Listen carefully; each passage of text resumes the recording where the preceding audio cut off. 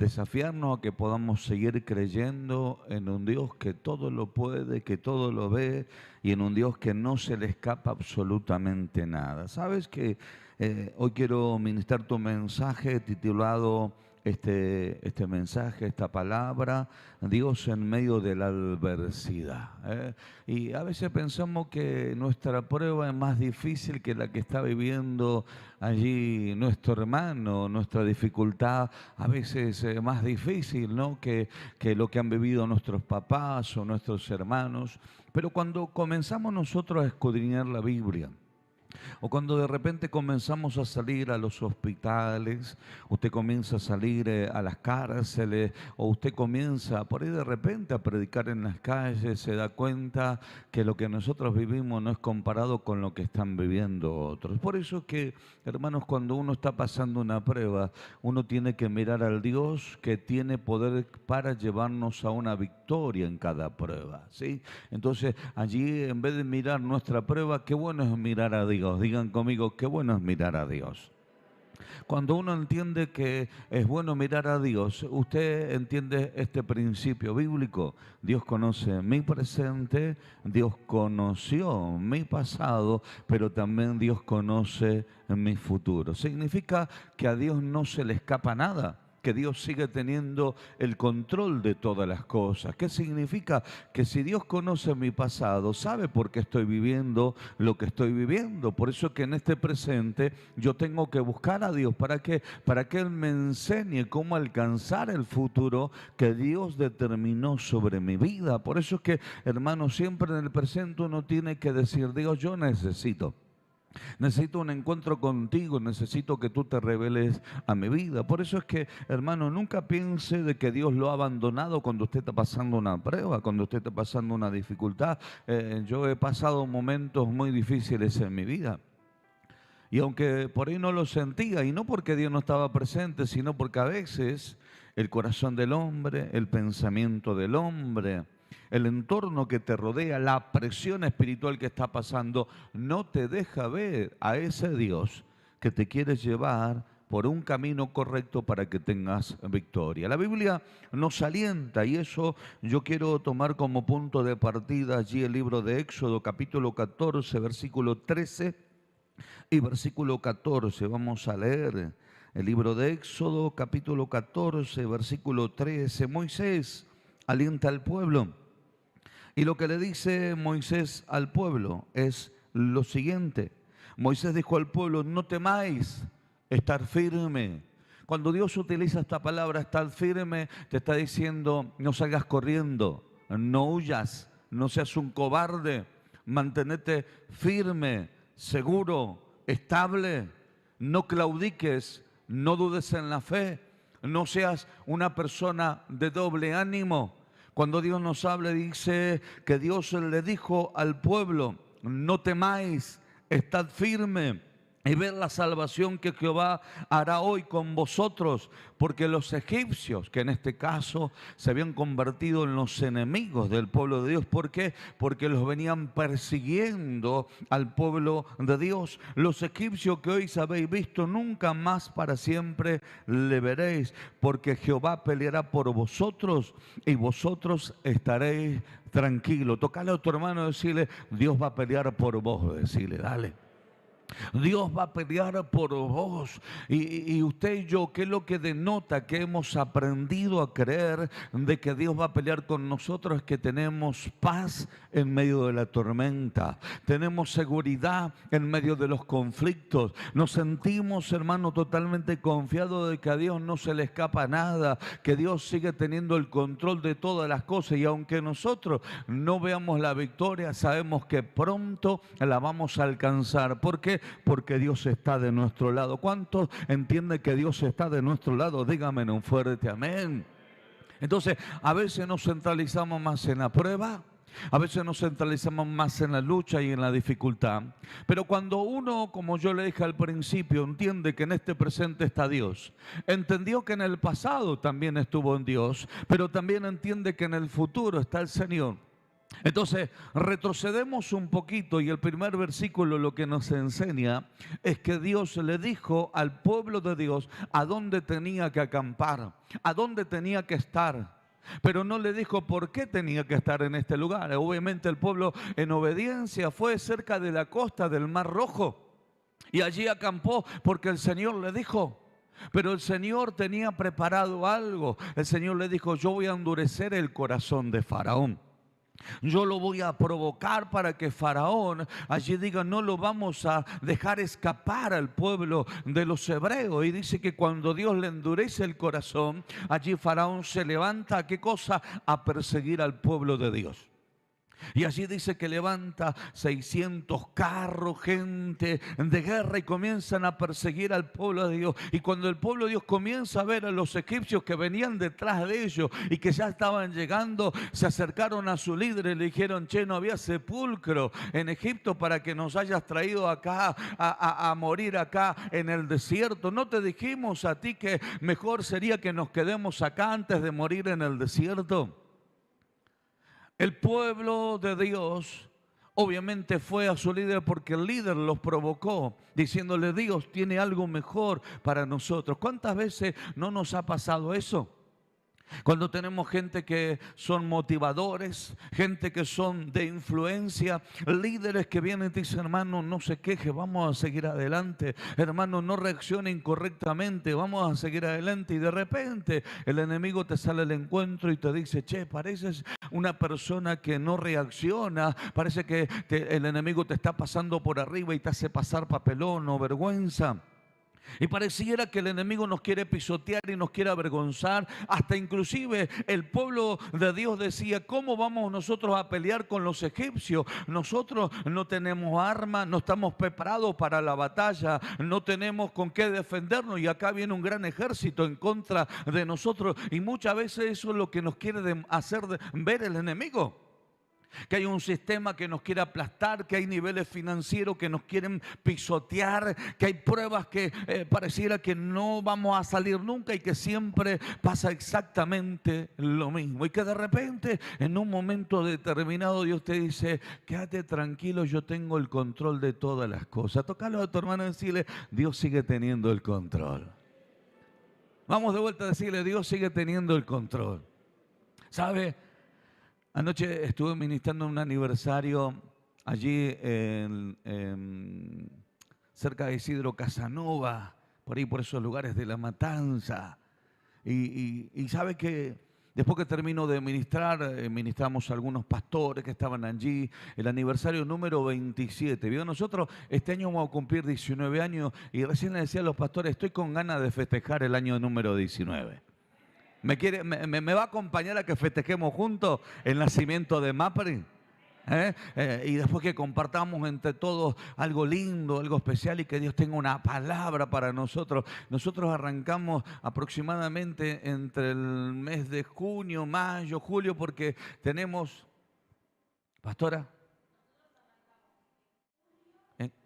en julio arrancamos. ¿Sabe por qué nos acordamos? Porque fue el día que nevó sobre Buenos Aires. Y nos acordamos y lo tomamos como memoria. Arrancamos con tiempos de oración y de búsqueda, que fue en el 2007. Creo que es así, en el 2007.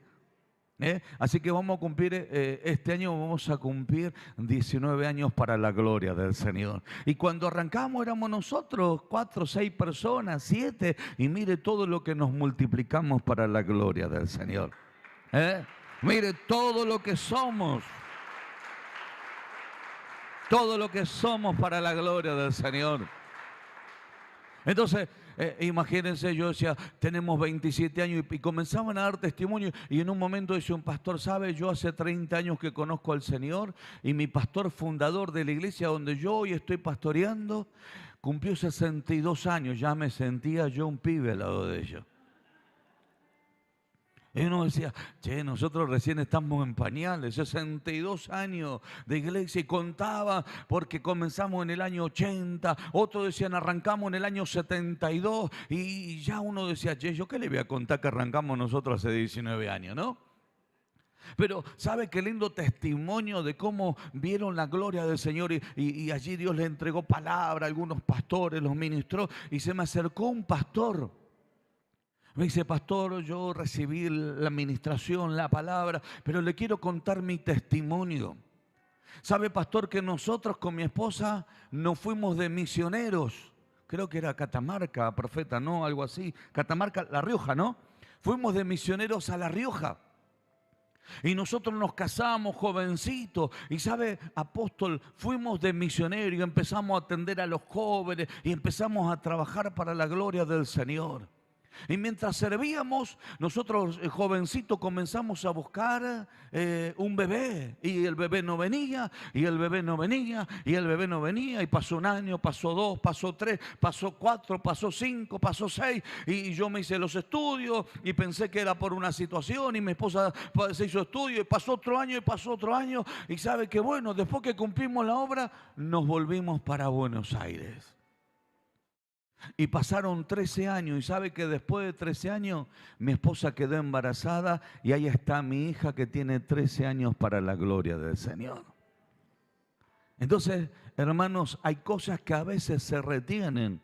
No porque Dios no quiera entregártela, sino porque Dios primeramente tiene otras cosas para ti donde tendrás que transitar procesos para que luego venga el cumplimiento de la promesa de parte del Señor. No sé si me está entendiendo. Hay momentos donde vas a pasar un desierto. Hay momentos donde te vas a sentir perseguido por el enemigo. Hay momentos donde te vas a sentir maltratado. Hay momentos donde te vas a sentir que todo se ha perdido. Pero lo tremendo de todo esto es que usted y yo tenemos que entender que por más que estamos pasando la prueba, la lucha, la dificultad, el desierto, etapas de transiciones, lo que sea, Dios sigue estando con nosotros y Dios sigue siendo fiel. ¿Cuántos lo creen? Dígame un fuerte amén a eso. Entonces, tócale a tu hermano y decirle: deja de quejarte, che, decirle. Siempre nos estamos quejando. Y cuando usted sale, hermano, a la calle, nosotros pasamos ayer por Ciudad Evita.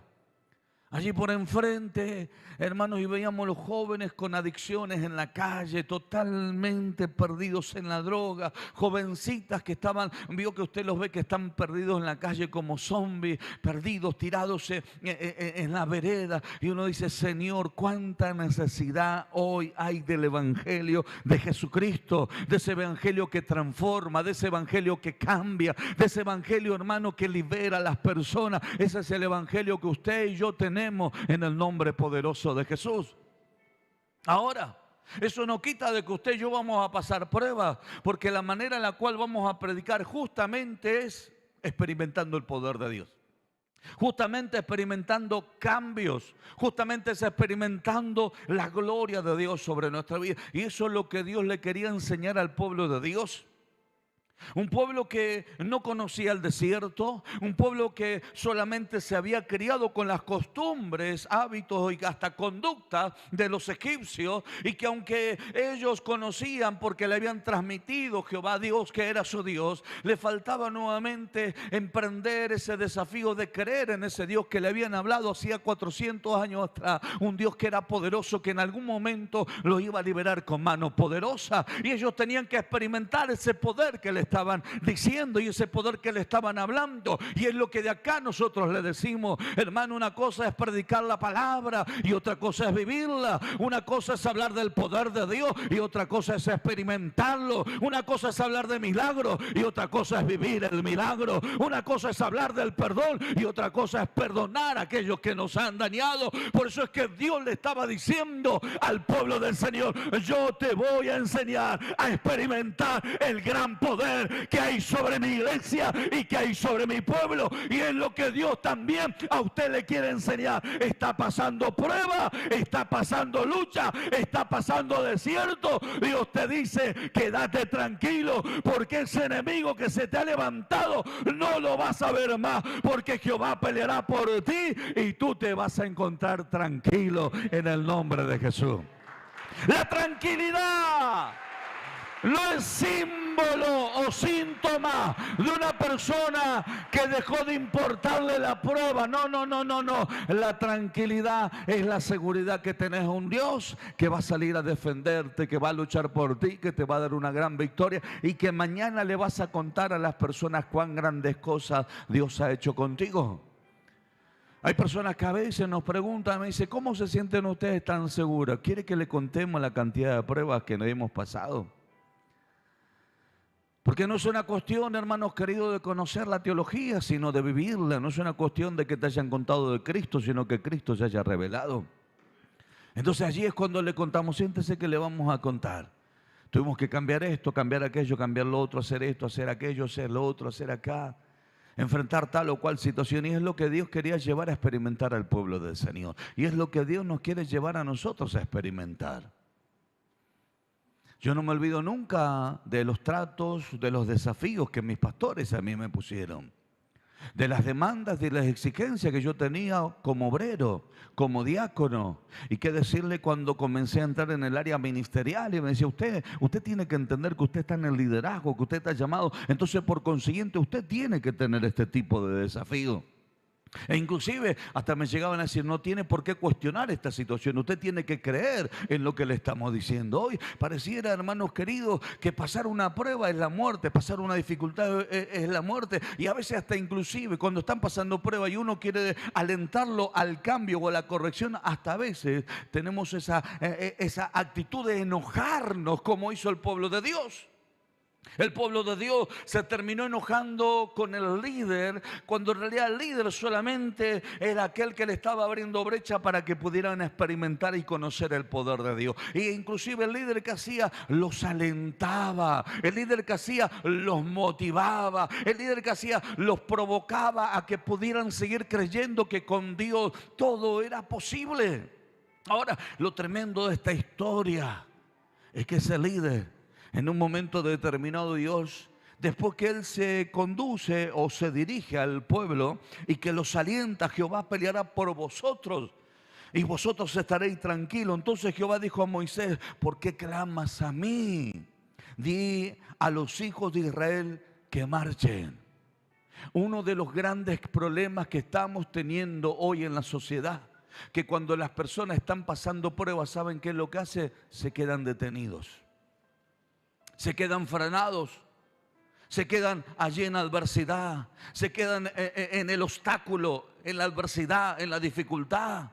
Sin embargo, Dios, que lo alentaba al pueblo del Señor, le decía, estás pasando una prueba, pero vas a tener que marchar. Porque en el momento que ellos marcharon, dice, y tú alza la vara y extiende tu mano sobre el mar y divide, dice, entre los hijos de Israel por medio del mar en seco. Es decir, Dios le estaba diciendo, extende la vara, el mar se va a abrir, se va a secar y ustedes van a poder pasar por en medio de ese mar.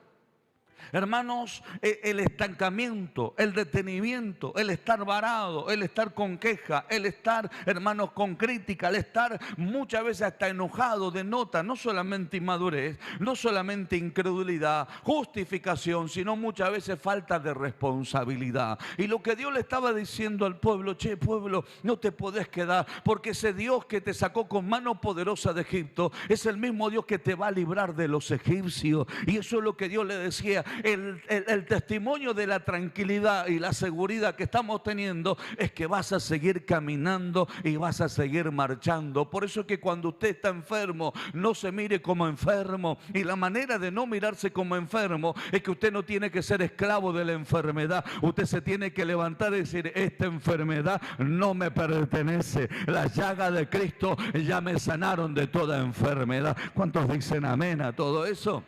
Es decir, estás pasando una prueba, no te quedes esclavo de la prueba. Decirle, Dios, mientras estoy pasando la prueba, yo voy a seguir caminando, porque es el testimonio de lo que estamos creyendo.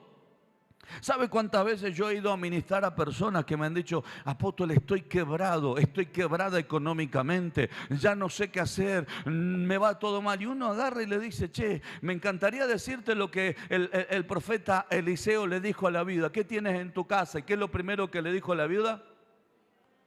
Ninguna cosa tengo, solo una vasija de aceite. Y me encantaría decirle como el profeta Eliseo le dijo allí a la viuda, ¿sabes qué? Anda, ponete a hacer allí, anda a empezar a llenar esas vasijas de aceite y anda a empezar a venderlas. Es decir, hermano, muchas veces hay gente que tiene herramientas en sus manos. Hay gente que tiene capacidades en sus manos. ¿Y qué decirle? Hay un montón de gente que tiene un montón de cosas en su casa que las tiene varadas y que las tiene detenidas. Y uno dice, si vale 10, vendela en 5, seguro que te lo van a comprar porque lo está vendiendo a mitad de precio. Entonces estás padeciendo necesidad, no porque en sí tengas necesidad, sino porque la prueba te ató y te limitó y te detuvo y te frenó. Cuando uno tiene que decir, estoy pasando prueba, pero voy a seguir caminando. ¿Cuántos dicen amén a eso? Tocarle a tu hermano y decirle, dale, seguí caminando, decirle, dale. ¿Sabe cuántas veces le enseñamos nosotros a nuestra hija Brenda? De que ella venía con fiebre, con 30, 40 de fiebre. Y ella venía y decía, papá, no doy más, estoy con fiebre. Y le decíamos, hija, te enseñamos que aún en el momento de la enfermedad no podemos nosotros decirle no a Dios. Porque sabemos que mientras estamos sirviendo, la gracia de Dios nos sorprende y Dios puede traer un milagro en favor de nuestras vidas. Hay gente que dice, apóstol, me duele el dedo. Córtese la uña, hermano, y siga caminando. Y qué contarle de algunas mujeres que dicen, estoy en mis días, no sé si me entiende. ¿Sabe las veces que escuché eso? Y yo muy amable y respetuosamente le digo, Dios se equivocó con usted, mi hermana. ¿Por qué? Me dice, se equivocó en darle esos días. Si usted piensa que en esos días usted no puede seguir avanzando, el enemigo siempre en esos días va a ganar partido y provecho para atacar y para tratar de denigrar su vida y tratar de aplastarla en la prueba. Pero usted se tiene que levantar. Aún mismo la Biblia sabe que enseña que cuando nosotros ayunemos no tenemos que demostrarle a nadie. Dice, unge tu cabeza, lavate tu cara y levantate y no muestres a nadie que estás buscando al Señor. Alabado sea el nombre poderoso de Jesús. Así que tocalo otro modo, decirle, sacate la cara de prueba, decirle que ya te detectamos, decirle. Es que alguno, usted le pregunta, ¿cómo anda? Y agachan la cabeza, y acá andamos, apóstol. O por ahí ese mediodía no comió y usted le dice, ¿quiere comer? No, no lo quiero molestar. Y se paseó todo el plato de lo que le sembró, lo que le sirvió. En vez de ser franco y sincero, decir, ¿sabe, apóstol? No almorcé, pero siéntese y compartamos lo que haya. A veces, hermano, queremos que el otro se dé cuenta y ¿sabe qué es lo que demuestra eso? Inmadurez. ¿Quiere que le ponga un ejemplo? Un día le dije a un profeta, le digo, hijo, yo no puedo estar constantemente caminando en revelación cuando me acerco al lado tuyo. Y me mira y me dice, ¿cómo es eso? Claro, yo no le puedo estar preguntando a Dios, ¿está bien o está mal? Decime sí o decime no. Yo me acerco y te pregunto, ¿cómo estás? Y si vos me decís que está bien, yo sigo caminando. ¿Por qué? Porque hay un montón de gente por pastorear. No sé si me entiende. Y uno tiene que tener la humildad, ¿qué cosa? Decir, necesito ayuda. Uno tiene que tener la humildad de decir, necesito que me ministren. Uno tiene que tener la humildad de necesito que me dé conducción. Le digo, ¿sabes qué estás demostrando? Que estás demostrando inmadurez. ¿Por qué me dice eso? Le digo, porque mi hijo cuando tenía pañales y mi hija cuando tenía pañales, no venía y me decía, ¿sabe que el pañal está sucio? Pero yo, ¿qué hacía? Yo me daba cuenta que el pañal estaba sucio. No sé si me entiende lo que le digo. ¿Y cómo me daba cuenta? Porque el pañal estaba abultado y en el peor de los casos uno se daba cuenta. No sé si me entiende. Entonces hay gente que uno se acerca y uno se da cuenta. No sé si me entiende lo que le digo. Uno se acerca y dice, che, este está pasando una reprueba porque tiene hasta olor a prueba. Y uno le dice, ¿por qué no te levantás? A pesar de que estás pasando prueba y das testimonio que aún en el momento de la prueba ya entendiste que Dios te va a dar una tremenda victoria. Ya en el momento de la prueba te estás levantando y dices, yo voy a seguir caminando porque sé que mi papá Dios se va a encargar de darme una gran victoria, así como lo hizo con Moisés, así como lo hizo con el pueblo de Dios. Yo creo que en el mes de marzo también Dios te va a dar una grande victoria en el nombre poderoso de Jesús. Por eso es que cuando usted está pasando prueba, es para que usted se quede en su casa cuando usted está pasando prueba. Es para que usted se levante y diga, yo me voy a congregar, yo voy a buscar el rostro de Dios, yo me voy a levantar porque sé que papá Dios va a traer una apertura y yo voy a pasar en seco, porque así como yo pasé en seco, Dios va a traer venganza sobre mis enemigos, y esos que me atacaron y esos que me persiguieron van a ser avergonzados delante de mis ojos. Qué tremendo que es el ser. Porque sabe que la Biblia nos enseña eso.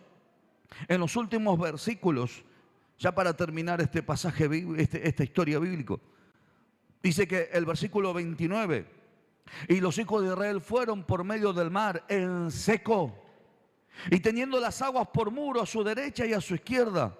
Así salvó Jehová aquel día a Israel de mano de los egipcios.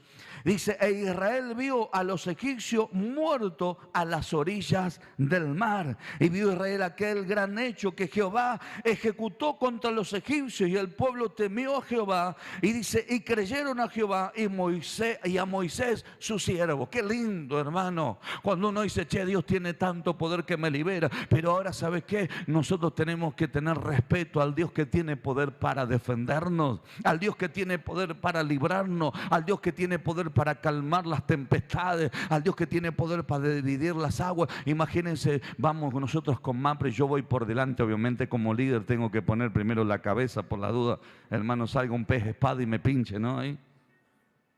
Sí, hermano, porque hay de todo. Mientras vamos caminando por las aguas secas, nos va a faltar alguno que quiera meter la mano dentro del agua para ver qué pasó, ¿no?